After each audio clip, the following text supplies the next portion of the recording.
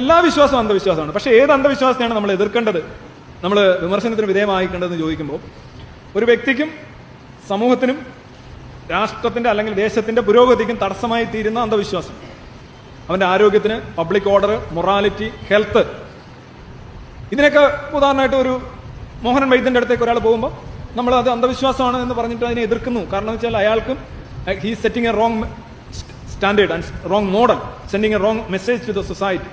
ഒന്ന്. നമ്പർ 2, അയാൾക്ക് കുഴപ്പം വരാൻ സാധ്യതയുണ്ട്. നമ്പർ 3, അത് ശാസ്ത്ര പുരോഗതിയെയും സമൂഹത്തിന്റെ പുരോഗതിയും തടസ്സപ്പെടുത്തുന്നു.